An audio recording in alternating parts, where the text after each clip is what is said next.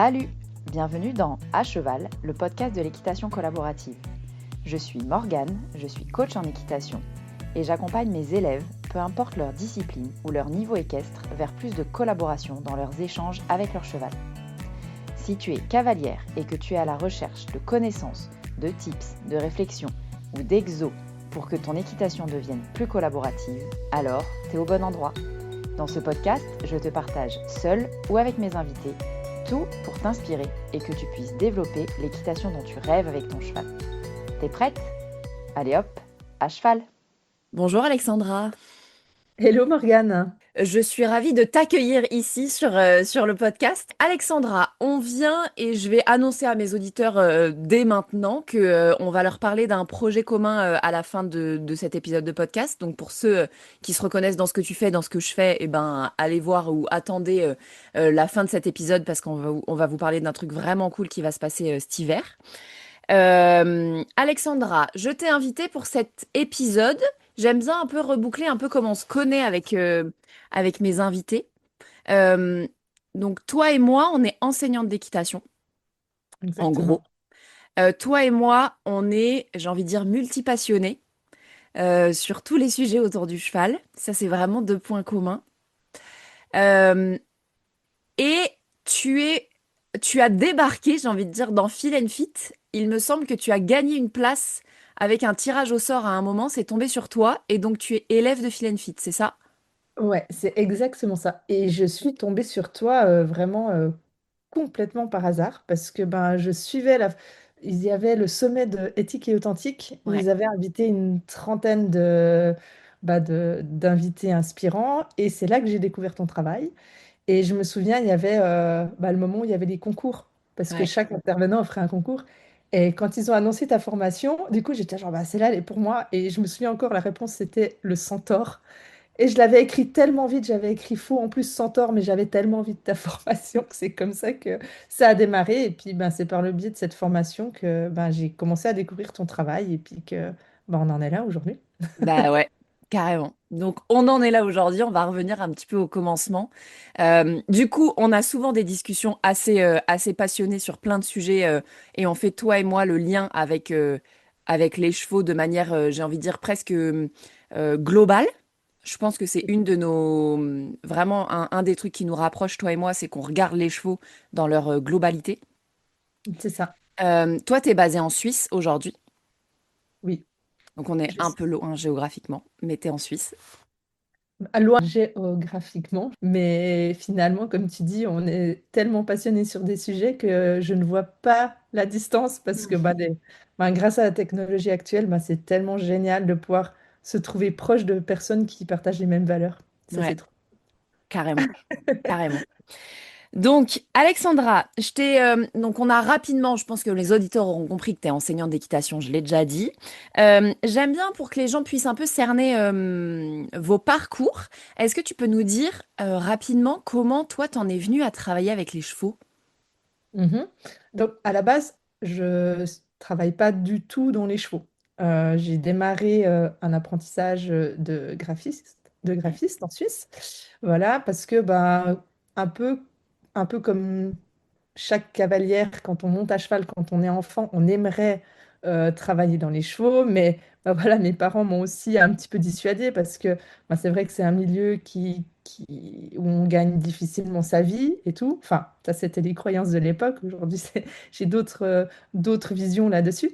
Et donc, voilà, j'ai fait mon cursus classique de graphiste. Et puis, durant le Covid, j'ai intégré la formation de John Booth, la Ouais. formation professionnelle. Pas du tout parce que je voulais changer de métier, parce que finalement, mon métier de graphiste, il me plaît. Mais parce que, comme tu t'as bien parlé en début de podcast, je suis quelqu'un qui aime toujours apprendre, qui aime avoir une vision globale du cheval. Et j'ai intégré cette formation-là tout d'abord pour mes propres chevaux. Parce que je viens du concours complet, je faisais beaucoup de concours complets avec mon cheval jusqu'en amateur édité en France.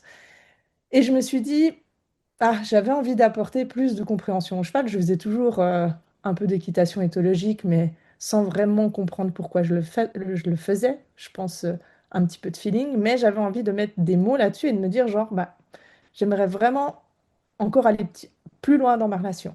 Et puis, bah, il y avait le cursus professionnel, et comme j'aime pas faire les choses à moitié, je me suis dit, si je fais le cursus professionnel, j'irai encore plus loin dans mes connaissances que de faire le cursus amateur. Et en plus, bah, voilà, on était tous confinés à la maison, donc c'était une belle occasion.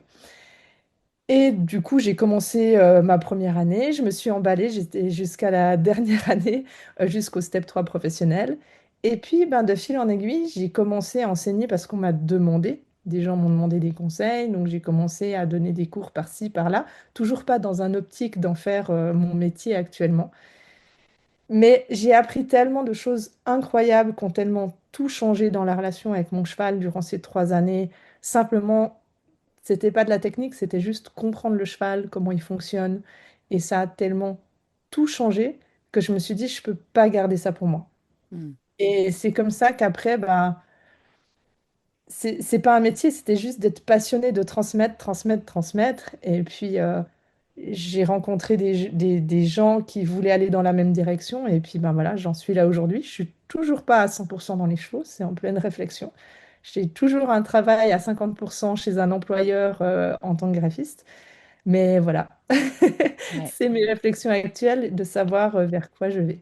ouais. Et du coup, t'enseignais pas, tiens, je savais pas, toi, tu t'es mis à enseigner après t'être formé chez Andy, en fait. C'est ça. Alors, ça m'est arrivé de donner un, deux cours par-ci, par-là de concours, enfin de cross, de complet, Ok, parce qu'on avait très peu d'enseignants en Suisse. C'est pas une discipline qui était énormément développée il y a 10 ans, quand moi je faisais. Et puis, comme j'avais acquis pas mal d'expérience avec mon cheval, du coup, j'ai transmis ça à quelques élèves qui avaient envie. Mais c'était des amis de temps en temps. L'été, on se donnait rendez-vous sur le cross et je donnais quelques conseils, quelques cours. Mais non, avant, j'enseignais pas plus que ça. Mais par contre, j'ai toujours été passionnée par transmettre des choses. Mm. J'ai toujours été quelqu'un, en fait, qui aime partager. Je suis hyper généreuse, mais généreuse aussi dans le partage de mes connaissances. Mm. Et finalement, ben, l'enseignement, c'était une évidence pour moi parce que pour moi, c'était le meilleur canal pour transmettre ce que j'avais envie de transmettre, mes valeurs, mais tout ce que j'apprenais dans toutes les formations que je fais. Ouais, bah ouais. Parce qu'en parlant de toutes les formations que tu fais, euh, il y en a eu d'autres. Est-ce que tu peux me dire un peu, faire un petit catalogue rapide là, de en gros, toutes les spécialités que tu as développées? Oui. Bah, du coup, après les 3 années chez Andy, c'est quand même une formation qui prend beaucoup de temps et assez intense. Donc là, pendant cette période-là, j'étais vraiment à fond sur cette formation-là. Après, j'avais envie d'aller encore plus loin dans la compréhension du cheval parce que là, bah, j'avais déjà les bases, j'avais déjà vraiment de la technique, des choses qui me permettaient d'être en sécurité avec les chevaux que je manipulais et autres. Mais je me disais, c'est bien d'aller aider les cavaliers techniquement sur un moment ponctuel, mais j'avais envie d'avoir une vision beaucoup plus globale de l'accompagnement du cheval. Et c'est là que du coup, je me suis lancée dans la formation de comportementaliste équin auprès de animaux, de Ouais. Marie Souter. C'est Marie Souter qui a créé cette formation, qui est aussi une entrepreneuse très inspirante au passage. Et du coup, là, ça me permettait d'avoir vraiment la vision du cheval, j'aime bien dire, de l'écurie jusqu'à l'équitation.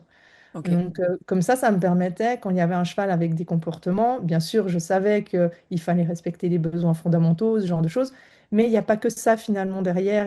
Tu peux améliorer le confort à l'écurie parce que on est quand même dans une réalité où ben, on fait des fois avec ce qu'on peut et avec ce qu'on a, et de pouvoir aider ces gens-là euh, à déjà améliorer le confort de leurs chevaux à l'écurie ou dans les chevaux qui sont au sein des troupeaux, parce que si le cheval il n'est pas bien au sein de son troupeau, ça aura une répercussion dans son comportement. Et c'était aussi de pouvoir conseiller ces gens-là à ce niveau-là, parce que du coup, ça avait vraiment des répercussions sur le travail. Ouais. J'avais pas juste envie de venir juste sur une petite chose, mais de pouvoir les aider globalement. Donc c'est pour ça que je suis vraiment partie dans la formation de animaux.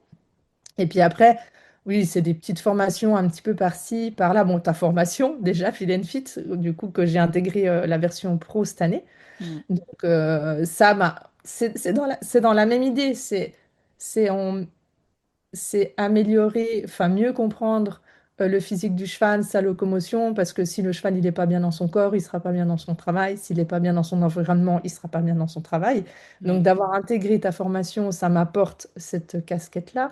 Et après, bah, c'est des petites formations en travail en renforcement positif, en compréhension du cavalier. Dernièrement, j'ai fait un stage de sophrologie avec Romain Bamaison, des petits stages par-ci, par-là, parce que je trouve que ça permet d'ouvrir nos réflexions et de construire la personne que j'ai envie de devenir, en fait. Ouais. Génial. Et du coup, enfin, je pense que je vais le dire, c'est encore un truc qu'on partage, je pense, mais en fait, nous et notre passion du cheval au sens très large, souvent, ça nourrit l'humain qu'on est et ça nourrit évidemment du coup l'enseignant qu'on est, quoi. Parce que c'est des Complète- choses qu'on retransmet aussi. Complètement. Et puis, bien sûr qu'on ne peut pas être spécialiste dans tout. C'est pas Ouais. du tout ce que je recherche. Mais par contre, le fait d'avoir une vision plus globale des choses et d'être sensibilisé à certaines choses, déjà, après, tu peux renvoyer les élèves vers des gens qui sont peut-être plus compétents que toi. Mm. Mais il y a aussi toute la part cavalier, et ça, c'est quelque chose qui m'intéresse beaucoup, c'est que on peut passer du temps à aider le cheval aussi, mais si on n'a pas une certaine sensibilité ou qu'on n'a pas des clés pour accompagner l'humain, je pense que ça te parle, hein, vu les Mm. formations que toi tu as, on Mm. ne peut pas aider le cheval. Ouais. Donc, bien sûr que ça fait peut-être beaucoup de choses à voir, beaucoup de formations, mais je pense que c'est juste se sensibiliser pour mieux accompagner le binôme. Ouais. Carrément. Carrément, parce que moi, c'est souvent ce que je dis. En fait, nous, on passe toujours par l'humain pour aider le cheval, finalement. Tu vois, Complètement.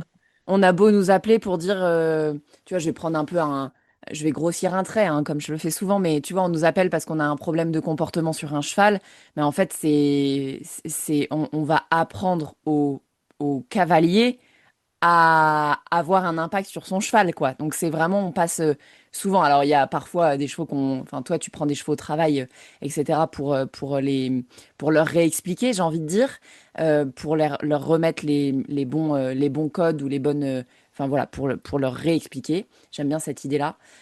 Mais c'est en fait c'est le cavalier qui fait le job. Donc on a obligation dans nos métiers d'enseignement de prendre en compte l'humain, quoi.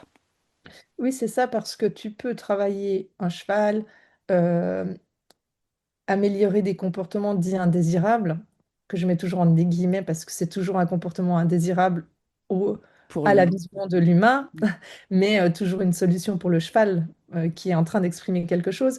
Mais en fait, si tu sors ce cheval de son contexte, tu lui réexpliques des choses, tu es en travail de rééducation, et que derrière, tu le remets dans le même environnement, tout va redevenir Ouais. comme avant. C'est comme si en fait tu es pas bien dans ton travail, tu es stressé, tu fais un burn-out, tu sors, tu pars, tu vas te soigner et on te remet dans le même environnement, ça va redevenir pareil, tu dois Ouais. changer des choses. Et finalement, quelle est la meilleure personne pour aider le cheval à aller mieux? Ben, c'est la personne qui le côtoie quasi quotidiennement. Ouais. Donc, si l'humain, il n'a pas les clés déjà pour aider son cheval, déjà en termes de technique, mais si émotionnellement, en fait, il n'arrive pas à changer son scénario catastrophe, qu'il n'arrive pas à changer, en fait, enfin, comprendre ce qui s'est passé et faire en sorte de créer de nouveaux souvenirs, ou enfin, j'arrive pas à trouver le terme, mais avoir une vision différente et de se dire, bah, ce qui appartenait au passé est au passé et maintenant je Ouais. dois construire quelque chose de nouveau, bah, en fait, tout va redevenir comme avant. Et Ouais. ça, je pense que c'est hyper important pour ça d'accompagner le binôme. Ouais. Et pour Carrément. ça, on a un vrai point commun à ce niveau-là. Ouais. Et je pense que c'est pour ça que ça a matché dès le départ. Mm. Carrément. En parlant de ça, justement, d'accompagner le cavalier, est-ce que tu veux bien, parce que du coup, je t'ai invité sur ce podcast-là parce que tu proposes comment on peut dire, un événement sur plusieurs Mhm. soirées qui est hyper intéressant, les hivers, qui s'appelle l'Equiboost. Est-ce que tu peux déjà me dire un peu comment cet événement est né et voilà, qu'est-ce qu'on y fait? Mhm. Donc cet événement, il est né parce que, bah, comme tu as dit, je suis en Suisse. Ouais. On a des hivers qui sont froids, mouillés, on peut avoir de la neige, On peut être, ben voilà, moi je suis dans une petite structure qui est chez moi, donc une toute petite carrière et des fois pendant plusieurs semaines, ben je peux pas quitter l'écurie parce que les sols sont gelés, donc tu peux pas déplacer le cheval dans une autre structure. Même partir en balade, des fois c'est dangereux parce que ça glisse.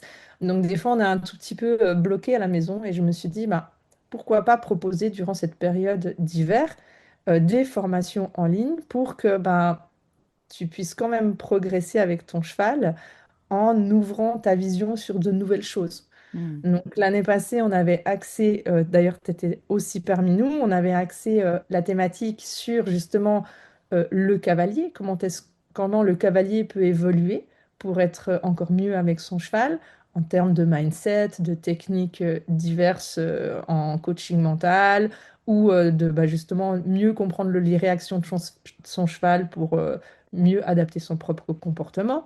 Ouais. Et cette année, en fait, j'avais envie euh, de proposer une série de webinaires sur comment travailler son cheval différemment. Mm. Parce que quand on discute avec les gens dans le milieu du cheval, ou même surtout dans le milieu du sport, travailler un cheval, ça veut dire monter sur son dos, le mettre en main et le trotter, le galoper pendant 45 minutes. Et puis, s'il n'a pas transpiré, ben, c'est qu'il n'a pas assez bien travaillé.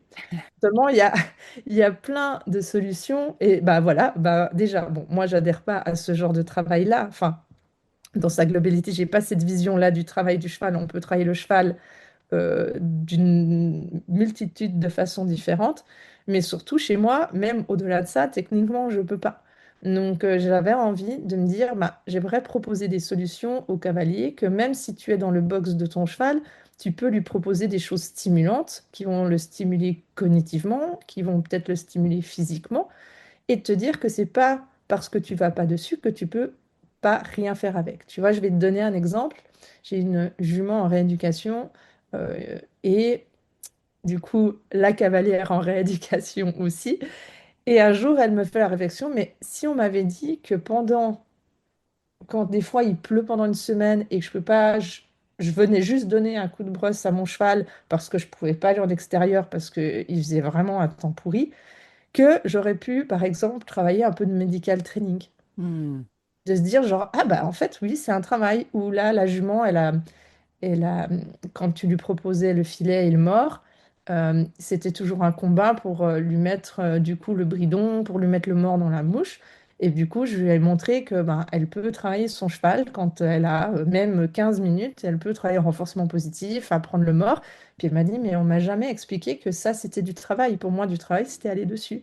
Et elle me Ouais. dit, bah là, j'ai plein d'idées pour travailler ma jument. Et même si c'est que 10 minutes, ben, je vois que ça améliore vraiment la relation avec mon cheval. Ouais. Donc c'est de là, de cette réflexion-là qu'est née la thématique de cette année. Et, et du coup, les Equiboost, est-ce que j'ai pas expliqué le concept aussi, comment ça se passe? Donc c'est un webinaire une fois par mois, sur 5 à 6 mois. Pourquoi il y a plein d'événements qu'ils proposent, par exemple sur un week-end ou sur une semaine, mais j'aimais bien le format de se dire que les gens, ils ont un mois entre deux pour assimiler la thématique et qu'ils n'aient pas trop d'informations en même temps. Ça leur laisse le temps d'expérimenter, de mettre des choses en place, de mûrir la réflexion et peut-être de revenir avec des questions. Donc c'est pour ça que chaque webinaire était séparé d'un mois. Et puis concernant les invités que j'ai choisis pour ces webinaires, bah, c'est d'abord des gens qui m'inspirent, des gens avec qui j'ai envie de travailler. Eh oui. Et ça me permet aussi de faire découvrir à mes élèves, à mes followers et autres, des gens qui méritent d'être connus parce qu'en fait, ils ont une valeur commune et parce que moi, j'aime montrer qu'on peut collaborer entre plein de professionnels. Ouais. Voilà un petit peu l'histoire des Equiboost. Et pour la petite anecdote, et je vais la partager parce que je, ça montre la vraie valeur des Equiboost et comment dire? Ah, je trouve pas le nom, mais ça va venir. C'est qu'un jour, on m'a dit, oui, mais c'est bien joli, tu invites des gens à ces Equiboost, tu les payes, mais en fait, bah, t'as qu'à animer toi-même. Là, en gros, tu donnes de l'argent aux autres profs, à ta concurrence. Et je dis, non, je suis pas d'accord avec cette théorie-là, parce que pour moi, déjà, bah, déjà, chacun a le droit de gagner sa vie quand quand on prépare. C'est beaucoup de préparation, ce type de formation pour chaque invité. Et en fait, moi, si je travaille dans les chevaux, c'est parce que j'ai envie d'aider un maximum de gens. Hmm. Et je trouve que si on veut faire évoluer le milieu du cheval, c'est parce qu'on se soude entre professionnels. Et ben, c'est pour ça que finalement, ces 6 webinaires, je ne les anime pas moi, parce qu'en fait, on a tous à apporter quelque chose pour le bien-être du cheval. C'est en travaillant ensemble qu'on va aller vers une meilleure éthique et une meilleure vision globale du cheval. Ah Voilà ouais, pour la petite anecdote. je suis bien d'accord avec toi sur la notion de collaboration. C'est pas étonnant, mais Voilà. j'en j'en ai choisi le nom de mon concept, mais ouais, carrément, carrément. La collaboration entre pros, elle est pour moi indispensable et c'est en faisant équipe tous Ouais, ensemble que les choses elles avancent. complètement. Et c'est Ouais. pas du tout de la concurrence, en fait. Bah non, Parce que on a tous, et même 2 personnes qui viendraient du même milieu, a toujours quelque chose de différent à apporter parce que il y aura des mots différents, il y aura des réflexions différentes, il y aura une histoire différente, et on a tous à apprendre de tout le monde. Et j'ai même envie de dire, on a même des fois à apprendre de la personne qui nous inspire pas. ouais. Mais c'est vrai. Ouais. Parfois, c'est un peu dur quand même d'aller voir des webinaires de gens avec qui on partage pas vraiment les valeurs, de se dire, OK, je vais essayer de prendre quelque chose de ça. Et ben, c'est un vrai exercice, mais ça n'empêche que c'est parfois on prend des choses intéressantes, quoi. Oui, on prend des Quand même. choses intéressantes ou des fois ça confirme un petit peu Oui, ça confirme et ça peut rassurer sur les chemins qu'on a décidé de prendre. ouais, carrément, carrément. Trop bien. Du coup, les Equiboost, est-ce que si on recentre un petit peu sur les Equiboost de cette année, du coup, le thème général, c'est en gros travailler autrement, proposer un autre type de travail que monter sur son cheval et Mhm. trotter, galoper en cercle. Euh, je rigole parce que c'est aussi un sujet. Euh, et est-ce que tu peux nous dire un petit peu déjà il y a déjà eu 2 webinaires, il me semble, qui Oui. se sont déjà passés. Donc, quelles sont en gros les thématiques, tu vois, les différentes thématiques des webinaires? Mhm. Quels ont été ceux qui sont déjà passés? Est-ce que si on adhère maintenant, on peut avoir accès au replay? Enfin bref, voilà. Est-ce que si jamais les gens ils veulent adhérer au projet Equiboost, comment ça se passe? Oui, alors en effet, ça a déjà commencé du coup il y a 2 mois, un mois, 2 mois. Enfin, on a déjà eu 2 invités. Ouais. La première personne qui a animé le premier webinaire, c'est Laure Bonatti, qui anime d'ailleurs le podcast Vétologie, qui est un super podcast où elle parle de comportement chiens, chats et chevaux. Donc ça, vraiment, j'invite les gens à aller l'écouter parce qu'il est hyper enrichissant. Donc, Laure Bonatti est docteur vétérinaire spécialisée en médecine du comportement également. Et elle n'est pas venue avec des techniques de travail, mais il y a quelques années, j'y ai participé dans le cadre de ma formation de animaux, à son webinaire où elle parlait du bien-être du cheval monté. Et j'ai beaucoup aimé ce qu'elle a apporté parce qu'elle va planter des petites graines qui va nous faire réfléchir. Et je me Mhm. suis dit, quoi de mieux que Laure pour démarrer en fait cette série de webinaires où elle parle de consentement, elle parle de l'utilisation du matériel, des réactions du cheval. Donc je me suis dit que c'était un bon moyen d'introduire. Bien sûr que c'est beaucoup de thématiques qu'on a déjà entendues, mais je sais pas, Laure a provoqué vraiment des réflexions profondes chez moi par les mots qu'elle a choisis et j'avais envie de démarrer avec ça. Puis le deuxième webinaire, c'est Lisa, Listen to the Horse, qui est venue parler de Scentwork. Donc ça, c'était la semaine passée.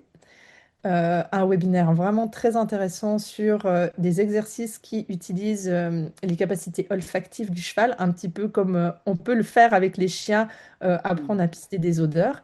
Donc elle est venue nous parler de ça, enfin moi ça a été une très jolie révélation. J'avais déjà entendu parler de Scentwork, mais ça m'a donné envie d'en savoir plus. Euh, donc ces 2 premiers webinaires, oui, les gens ils peuvent avoir accès au replay. Euh, donc, ils sont accessibles sur mon site internet, donc à zamora.ch. Donc, comme on a dit, donc, il y a 6 webinaires. Donc là, on a eu les deux qui sont déjà passés. Et le prochain, c'est toi qui l'anime. Ouais, Voilà, qui va venir nous parler d'exercices que tu peux faire si tu as une carrière qui n'est pas praticable ouais. ou toute petite. Ouais. qui est mon cas. Donc, je serais très contente d'avoir tes pistes de travail. On aura également un webinaire animé par Jill de Enrichissement Animal, Ok. qui va venir donner des astuces sur comment tu peux enrichir l'espace de vie de ton cheval par des petites actions du quotidien. Donc, c'est pas du travail proprement dit avec le cheval, mais ça lui permet d'être stimulé au quotidien par des petits enrichissements dans sa stabu, dans son box, qui peut être bien utile en hiver quand ils sont moins stimulés par le travail.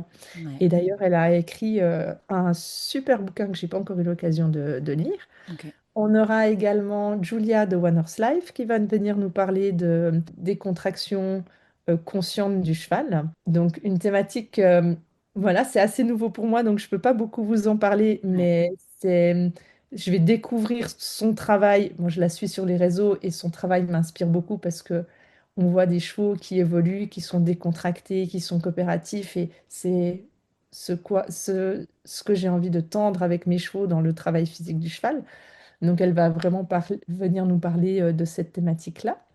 Et on va terminer sur un webinaire qui va parler de renforcement positif et de renforcement négatif, qui sera animé par Estelle Jeanneret et par moi-même, Ok. où justement on va parler de qu'est-ce que tu peux choisir dans ton travail, un petit peu comment dire, ce combat qu'on a des fois entre Hmm. renforcement positif, entre renforcement négatif, comment trouver sa place là au milieu, qu'est-ce que finalement c'est bien de faire, qu'est-ce qui n'est pas bien de faire. Et ça va être sous forme un petit peu de table ronde entre nous deux, un petit peu de discussion pour aider les gens à trouver ce qui leur convient. Ouais. Voilà. Parce que c'est quelque chose que Estelle et moi, on a vécu dans nos diverses formations, ce tiraillement entre les pros qui sont en full renforcement négatif et ceux qui sont en full renforcement positif. Et on s'est dit que ça pouvait être un webinaire de clôture assez intéressante. Ouais. Pour choisir notre voie du milieu, quoi. J'aime bien cette voie-là.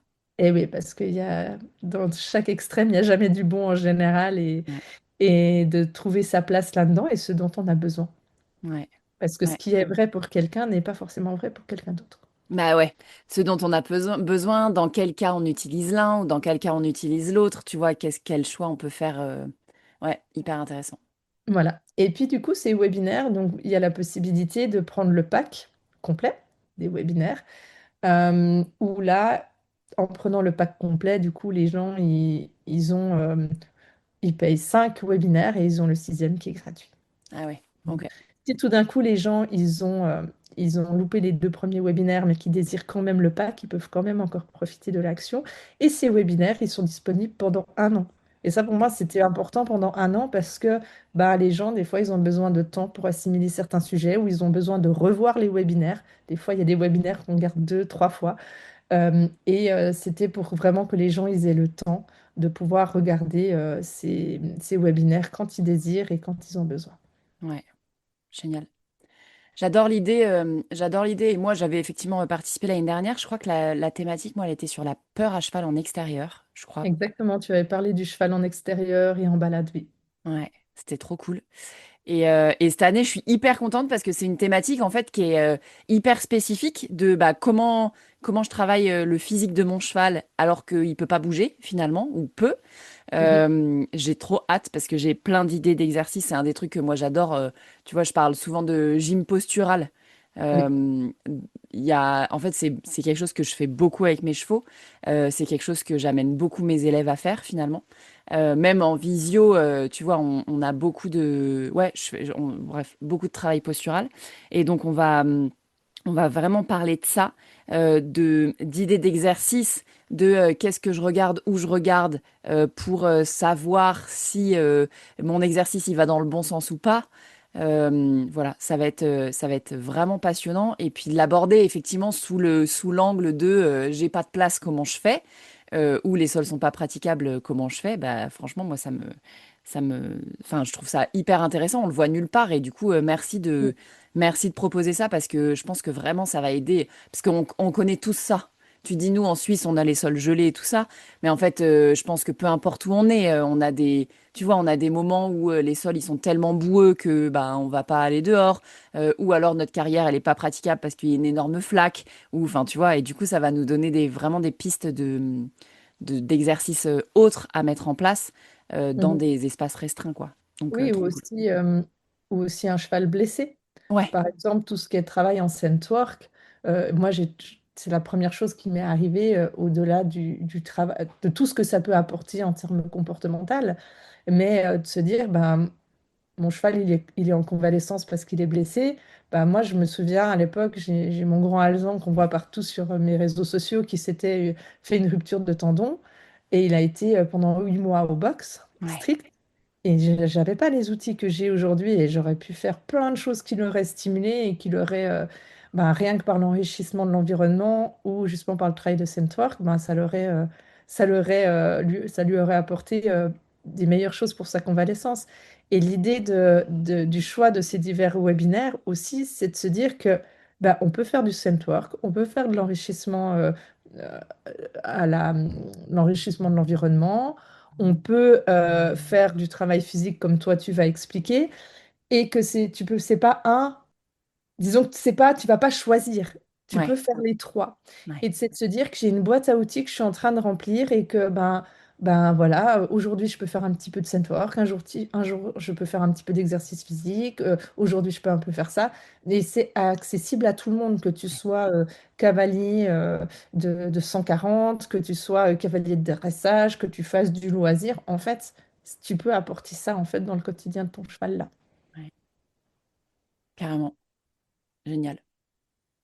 Trop bien. Euh, Merci Alexandra. Je pense que ouais, je pense qu'on est. J'adore parce que souvent je pose la question à la fin des interviews. Tu sais, qu'est-ce que tu as envie que les gens y retiennent de notre échange? Et en fait, je crois que c'est exactement ce que tu viens de dire. Euh, et j'aime bien cette idée, effectivement, qu'en fait, on a des chevaux. Et aujourd'hui, je trouve qu'aujourd'hui, on a aussi la chance d'avoir des gens qui proposent des projets comme le tien, comme le mien, tu vois, qui ouvrent l'esprit, quoi, qui ouvrent les chakras sur mais en fait, je peux faire autre chose que juste venir monter mon cheval et repartir, quoi. Venir faire des ronds dans la carrière. Et repartir ou venir faire une heure de balade et puis laisser mon cheval le nez au vent dans sa balade, faire sa balade tout seul presque en étant cavalier clandestin. Moi, c'est un peu la cavalière que j'étais à l'époque, enfin il y a un moment maintenant. Mais tu vois, en fait, pareil, cette réflexion, tu vois, chez moi, elle est née de mon cheval qui a été opéré de colique.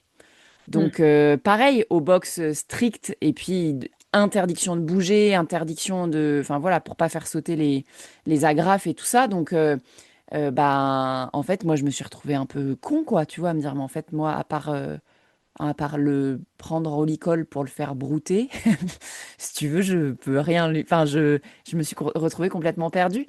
Et aujourd'hui, c'est génial d'avoir des projets comme le tien, là, qui ouvrent et qui se disent, bah, en fait, je peux faire plein d'autres choses. Plein Mhm. d'autres choses. Et sans forcément travailler le physique, ou justement en travaillant le physique en n'étant pas hyper équipé. Je pense notamment à une de mes abonnées hier qui m'a envoyé un message en me disant: Purée, Morgane, je suis tombée sur tes épisodes de podcast. Moi, j'ai pas de structure. Donc mes chevaux, ils sont au pré à la maison et après, je travaille que en extérieur. Donc j'ai besoin de plus tu vois, d'outils pour pouvoir aider mes chevaux à travailler dans leur corps. Bah, génial, tu vois, le webinaire qu'on va faire ensemble, c'est exactement ça. Et puis, Mhm. ça peut lui permettre d'ouvrir aussi sur d'autres choses. Donc, trop cool. Merci Alexandra de proposer ce format-là. Si jamais les gens qui nous écoutent, ils ont adhéré avec ta façon de travailler et qui sont en Suisse, par Mhm. exemple, est-ce que tu peux nous dire un petit peu, toi, ce que tu proposes en propre? Quelles sont tes spécificités, par exemple, et comment on te contacte?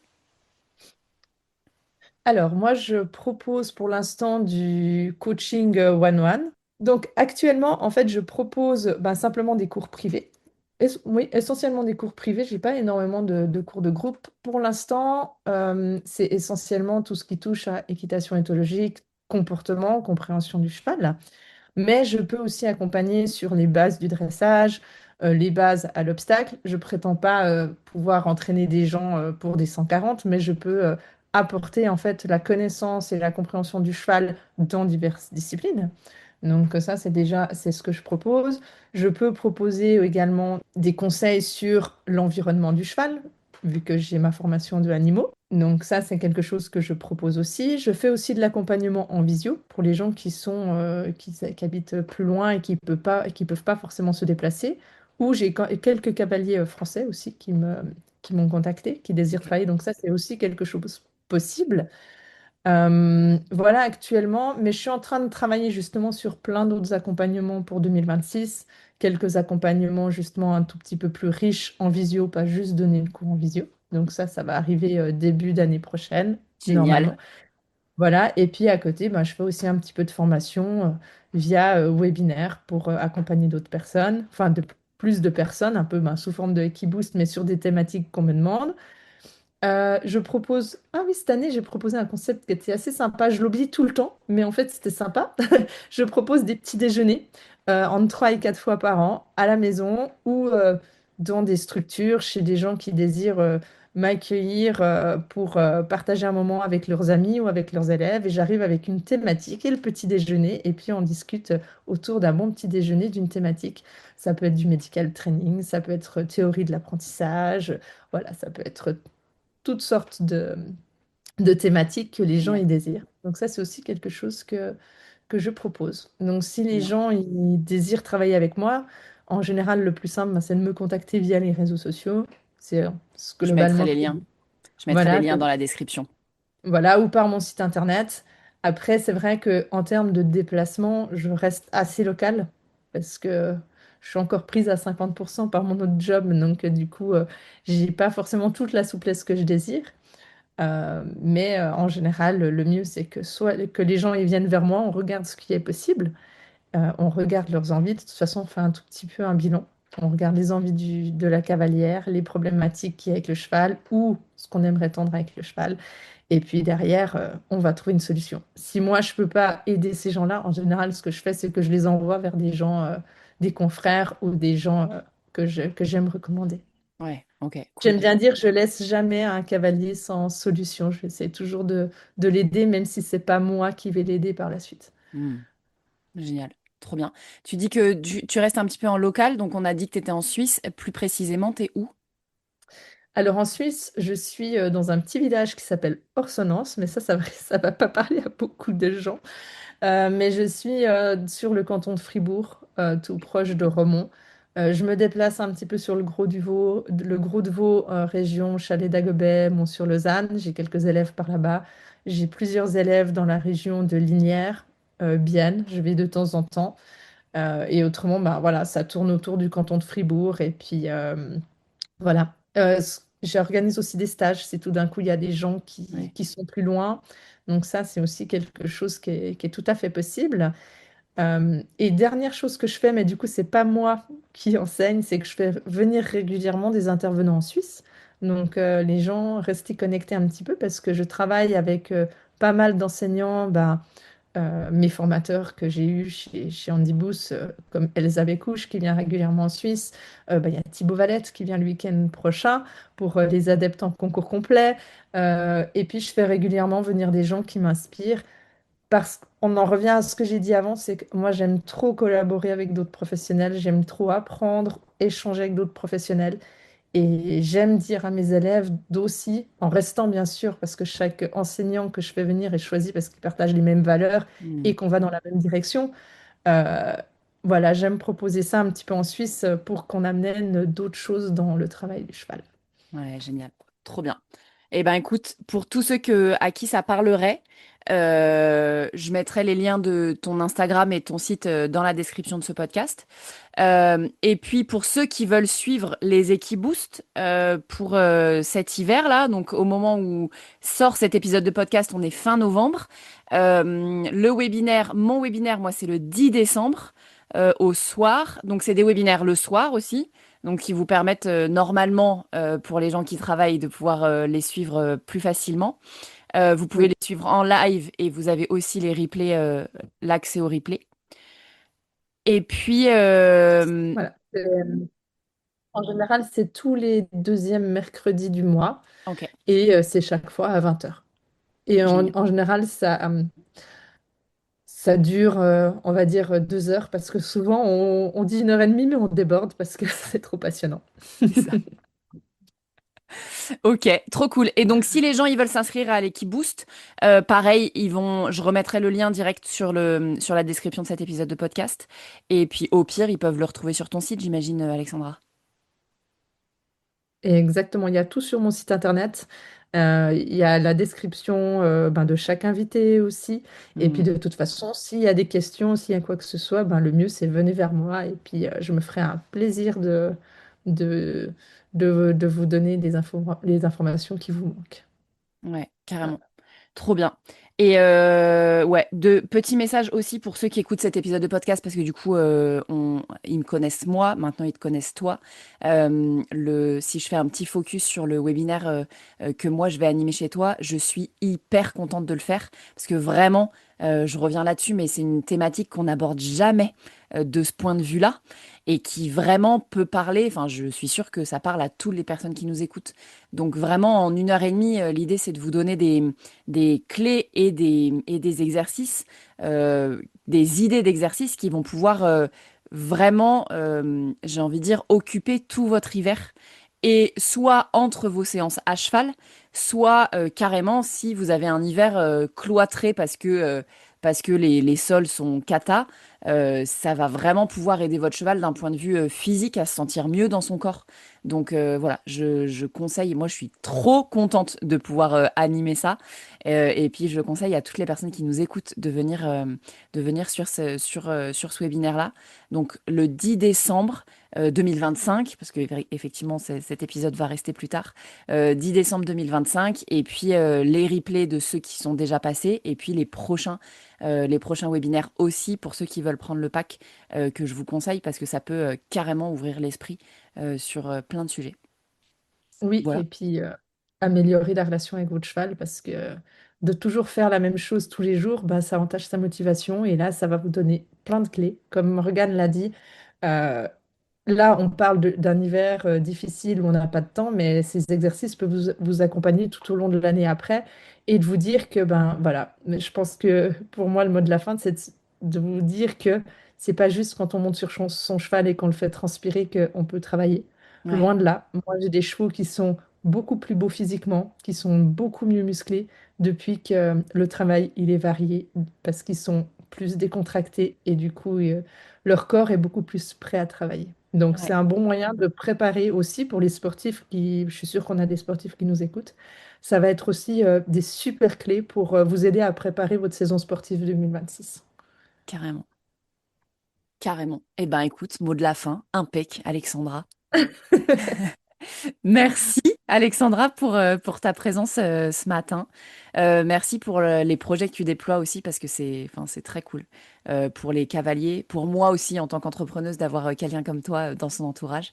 Voilà, et j'espère que ça vous aura plu. Si jamais effectivement ce qu'on s'est dit vous parle, que le travail d'Alexandra vous parle, eh ben, vous avez tous les liens dans la description de cet épisode de podcast. Si jamais vous aimez le podcast et que vous avez envie d'être mis au courant des prochaines sorties d'épisodes, n'oubliez pas de vous abonner. Et puis Alexandra, merci beaucoup. Et puis nous, on se retrouve la semaine prochaine pour un nouvel épisode. Salut! Merci.